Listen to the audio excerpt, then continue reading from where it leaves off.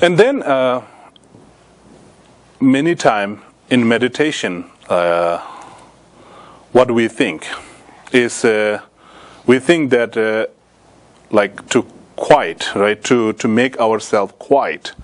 We think that we need to close our eyes and we need to close our ears, or maybe put a soundproof system in our meditation room. And I don't know. That's not really necessary. And yes, there is like a two aspect of meditation, right? That there is a two aspect of meditation. One aspect of the meditation is called the stabilizing, right? We call hine, shamatha, right? Shamatha meditation in Sanskrit, and it is translated into calm abiding, and sometimes it is translated as a single pointed meditation. And then another aspect of the meditation is called the vipassana meditation, right? The vipassana means analytical meditation.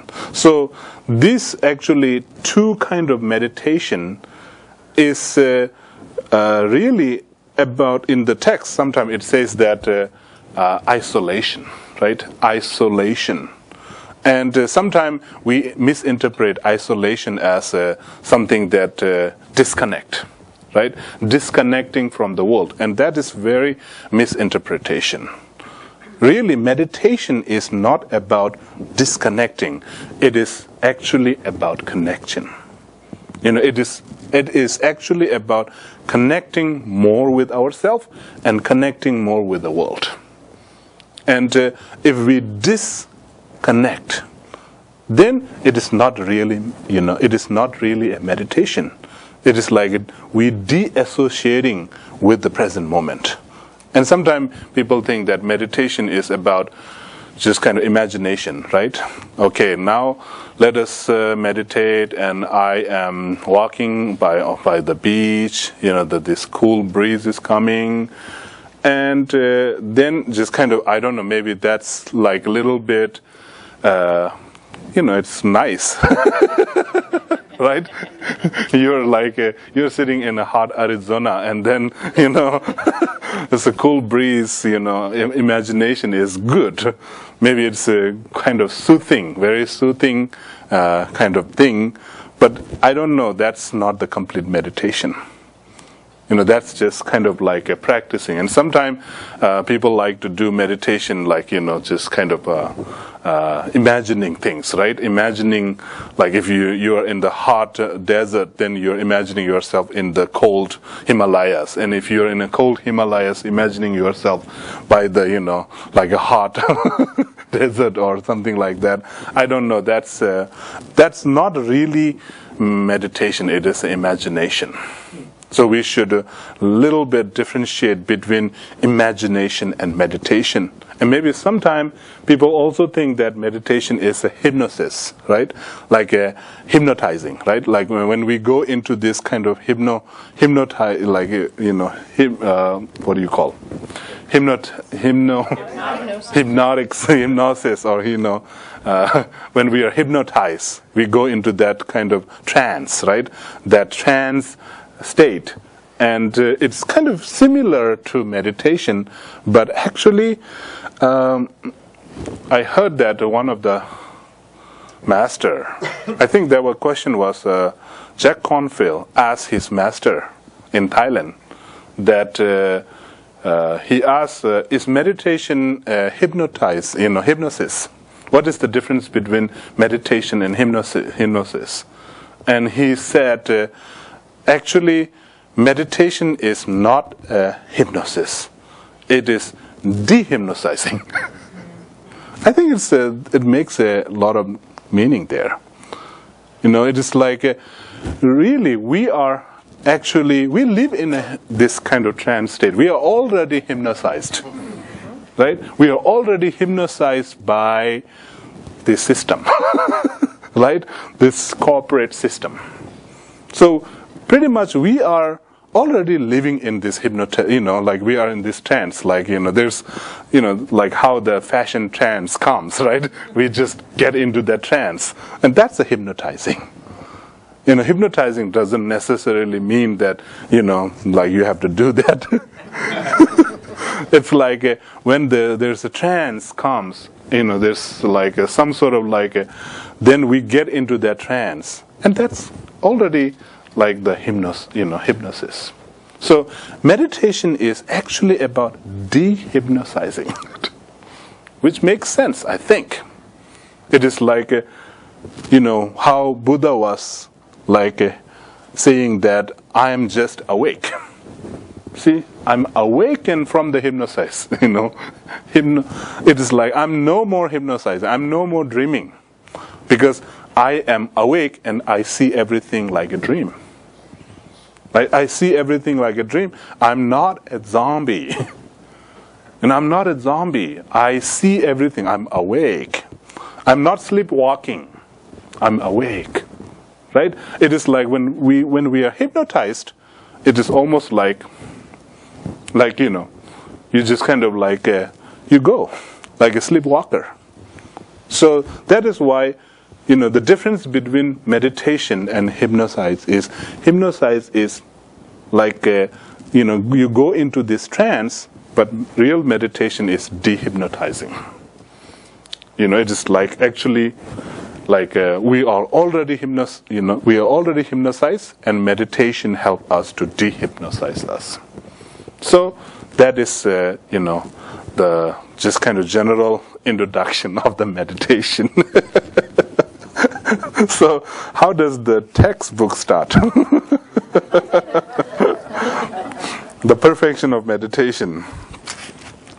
In the text, he said, Shantideva said, upon developing zeal in that way, means like, it is talking about 6 paramitas, right? There's like, he talks about generosity, and he talks about, morality, he talks about how to practice patience, and then the 4th practice is called the joyful effort.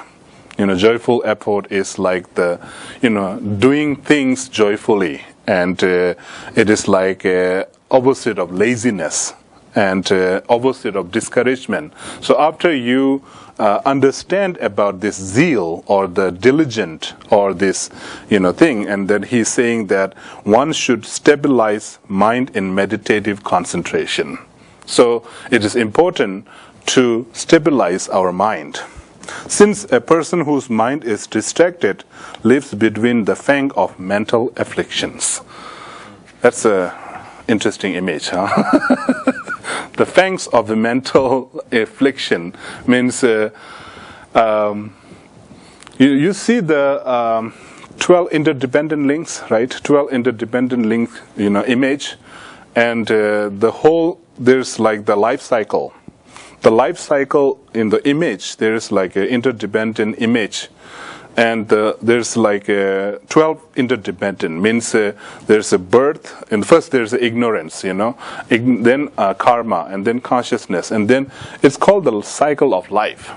And then at the end there is a death, then it just keep going on. That's why Buddhists like to call the samsara is like taking round and round and round and never getting anywhere. That's the samsara. Samsara is like just doing, doing same thing over and over again. And that's another meaning for samsara, right? I think pretty much like that in our life, when we look into ourselves, it is pretty sure that we are in samsara, because most of the time we keep doing the same thing over and over again, maybe a little bit different style, right? And then we expect different result. So all the samsaric beings are pretty much like that, right? All the samsaric beings are, we do always same and expect different result. So, in the in the, what do you call, psychological language, I think it is called the insane, right? So samsara is not a really some thing. It is just a place for insanity. So you see that image of the 12 life cycle, and it was actually carried by this monster. It was carried under the two fangs of this monster, and this monster is the death, actually. The image of the death. So it's impermanence. So something like, I think he's kind of giving that kind of image.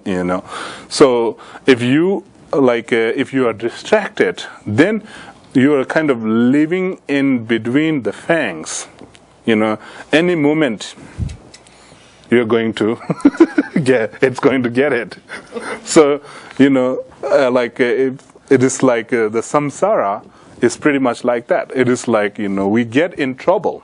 So we get in trouble, and if we are distracted enough, I think it is true, right? If we are distracted, then we get in trouble, right? If we are not distracted, we are not in trouble. So that's kind of the fangs of the mental affliction is like our delusions. Our delusion is like the image of the monster with the big fangs, and if we get our mind distracted, then we are just in between the fang. It is like dangerous. So with bodily and mental seclusion, I think it is about the isolation now we're talking about. And sometimes, this kind of word can misinterpret, like when it says seclusion, isolation, right? Isolate your mind and body means, like go to the cave or something like that. But I think it is not talking about that. It is about being, it is about going into that silence. It is going into that quiet place. And that quiet place is here, right? This quiet place is in the present moment. So when you go into that quiet place, that silence, that center, that is what it is talking about. Like when you, like with bodily and mental seclusion, distraction does not arise. So when you are centered, when your mind is centered, when you get into that silence, and when you get in touch with that silence, then your mind is not distracted. When you are in this, when your mind is in the present moment, your mind is not distracted. Therefore, upon renouncing the world, one should renounce discursive thoughts. So it is there's so many thoughts, thoughts that arise. So just kind of do not react over the thoughts. That's what it is saying. Just kind of be watchful. Just, even any thoughts that arise in your mind, and just kind of watch. Because all the thoughts and all the emotions that you feel, they are like the clouds. And the real essence is the sky. And you get in touch with that sky nature. Don't let yourself distracted by those clouds. Don't identify with the clouds. Just kind of get into that sky, spacious sky-like nature. So that's like if you get into that, then your mind will not distract it.